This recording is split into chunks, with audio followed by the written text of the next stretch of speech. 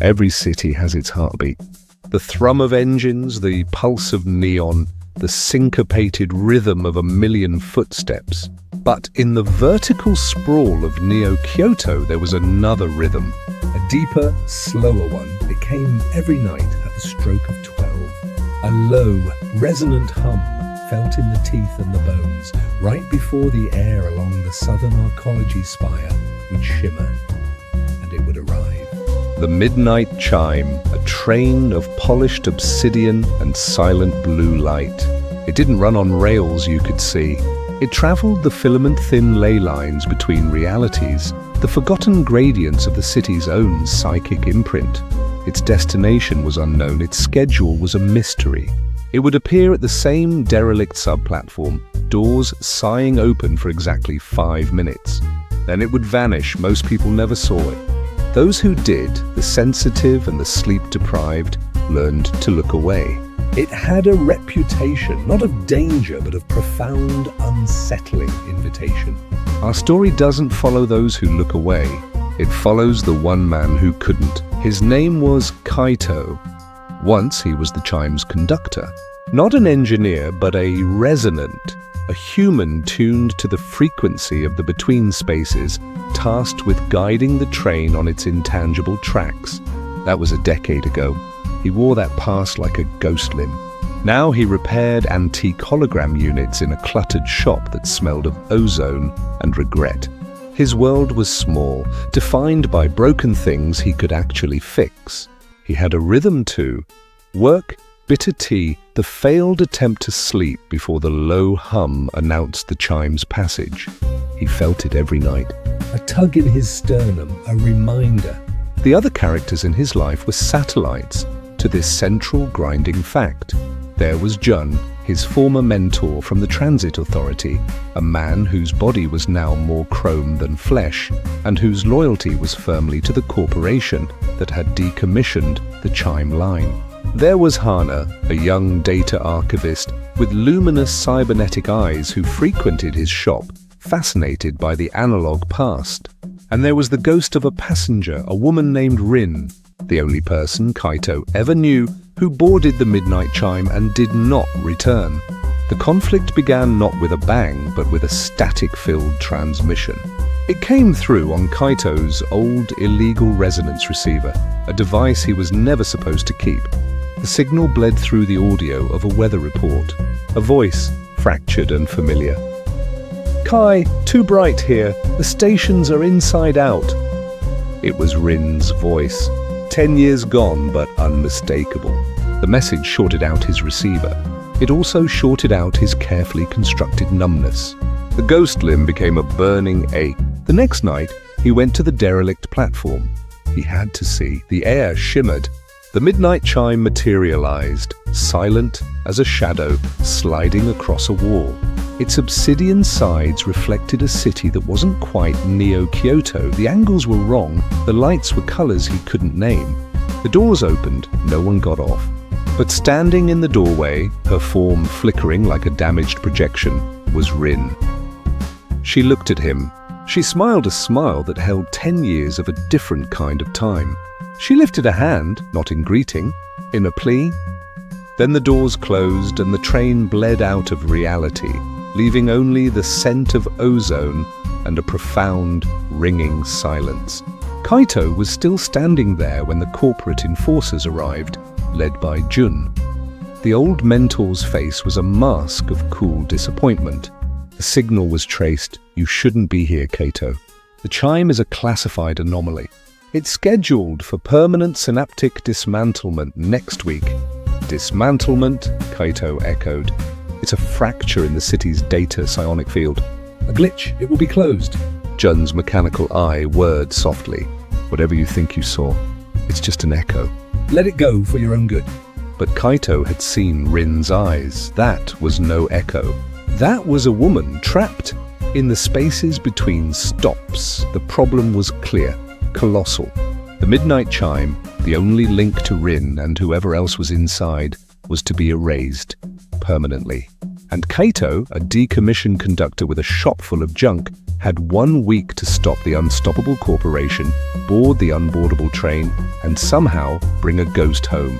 He had no plan, only a memory of a voice on the static and a conviction that some trains run for a reason, and some people are meant to be on them. Kaito's shop became a war room. Schematics of the arcology spire, stolen transit codes, and resonance frequency maps were plastered across hologram units. His ally was Hana, the archivist. Her luminous eyes could see data streams he couldn't. Dismantlement isn't mechanical, she said, her fingers weaving through light-projected files. It's a psychic scrubbing. They're going to broadcast a null-frequency pulse from the central Nexus Tower at midnight, 7 days from now. It will sever the ley line. The chime won't just stop, it will unravel. Anything inside will be lost in the between spaces. Forever. Kaito knew he couldn't stop the pulse. The corporation's security was a fortress. But he remembered his old training. A conductor didn't control the train's path. He resonated with it, gently nudging its frequency. To guide it to a safe stop, you needed a stronger, purer signal than the one trying to destroy it. He needed to become a beacon. The plan was insanity. He would use his illegal receiver, amplify it through every piece of analog gear in his shop, and broadcast his own resonance, the unique psychic signature he'd used as a conductor, directly into the ley line. He wouldn't be breaking the corporate lock. He would be offering the train another door, a door back to him. You'll burn out your neural pathways, Hana warned. That much focused resonance, it could leave you a vegetable. Or worse. What's worse? Kaito asked, already wiring capacitors. Your consciousness could get pulled into the gradient. You'd be as lost as she is. Kaito soldered a connection. He'd weighed the cost. It was just his mind against her existence. It was no choice at all. The night of the dismantlement arrived. The air was charged with a coming storm. Kaito and Hana crouched in the derelict sub-platform, a jungle of makeshift equipment around them. At the platform's entrance stood Jun. He hadn't come with enforcers, he'd come alone. I knew you'd be here, Jun said, his voice a soft hydraulic sigh. You always were sentimental, Kaito. The chime is a dream the city outgrew. We must prune anomalies to grow. She's not an anomaly, Kaito said, not looking up from his calibrations. She's a person you wrote off. Rin is gone, Jun stated, cold and final. What's on that train is just a fossilized memory. You're risking the city's psychic stability for a ghost. The confrontation wasn't physical, it was a race against the silent clock. At midnight, the Nexus Tower would light up with no pulse. Kaito had to broadcast first. Hana monitored the corporate bandwidth. They're priming the sequence, 60 seconds. Kaito placed his hands on the resonator plates. They were cold. He closed his eyes, seeking the internal frequency he hadn't used in 10 years. The hum of the between spaces. He found it faint and frayed. 30 seconds, he began to channel it. The equipment whined, a low thrum built in the air, different from the chimes, warmer, human. A beacon of memory in the sterile night. Jun took a step forward, then stopped. He watched Kaito's face, etched with strain and absolute purpose.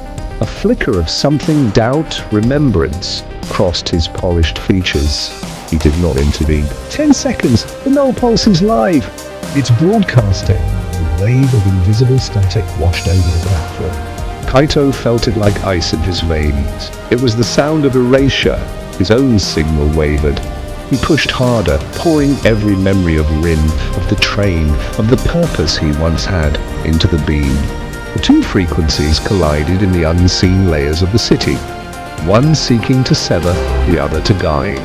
The air on the platform tore. With a sound like shivering glass, the Midnight Chime materialized. But it was wrong. Flickering, translucent, caught between the push of the null pulse and the pull of Kaito's beacon. The doors opened. Inside was not a cabin, but a shifting landscape of frozen moments, a station platform under a different sky, a street from a forgotten city, all bathed in that alien blue light. And there, at the threshold, was Rin. Solid you. Her eyes were wide with panic. The line is breaking, she cried. We have to let go, Kaito held on. The feedback was scalding his mind. He could feel his thoughts unraveling at the edges. To hold the beacon was to tether himself to the disintegrating train. Jun shouted now, his voice stripped of its corporate calm. Kaito, detach! You'll be lost. This was the moment of truth, the climax. He could release the signal, save his own mind, and watch Rin and the chime dissolve into nothing. Or he could hold on, pull her into his reality, and risk having his consciousness swept away into the dying gradient. His muscles locked, his vision blurred. He made his choice. With a final, silent scream of effort, he wrenched his resonance frequency, not to hold the train steady, but to give it one sharp tug toward home. The effect was instantaneous. The chime lurched fully into the platform, solid and real. Rin stumbled forward, out of the doors, and onto the concrete. Kaito's equipment exploded in a shower of sparks. The feedback threw him backward. The null pulse hit the now empty ley line and found nothing to sever. The chime, having delivered its passenger, faded, not with a violent unraveling, but with the quiet sigh of a completed journey. It was gone. Silent. Rin knelt beside Kaito, her hands on his face. Hana was yelling into a comm for medical. Jun stood frozen, a statue witnessing a miracle he'd declared impossible. Kaito's mind was quiet. The constant hum he'd felt for a decade was gone. The ghost limb was numb. He had succeeded. He had saved her. He had paid the price not with his life, but with his connection to the secret rhythms of the world. He was just a man now. In the weeks that followed, the corporation sealed the story. A minor energy surge, a stabilized anomaly. Jun never spoke of it. Rin had aged only days in her decade between stations. She adapted to a world that had moved on, her memories of the between spaces fading like a dream. Kaito's shop reopened. He repaired hologram units. He made bitter tea. Sometimes he and Rin would sit together in a comfortable, ordinary silence. The Midnight Chime never appeared again. The heartbeat of the city changed by a fraction of a decibel. Most never noticed. Kaito did. In the new silence, he found a different kind of peace. He had stopped the train that never stopped. He had brought a ghost home. And in doing so, he had finally arrived somewhere himself. So, I leave you with this. Is progress just a series of elegant goodbyes? And what do we ultimately lose when we silence the last strange, beautiful rhythm that doesn't fit the New World's song?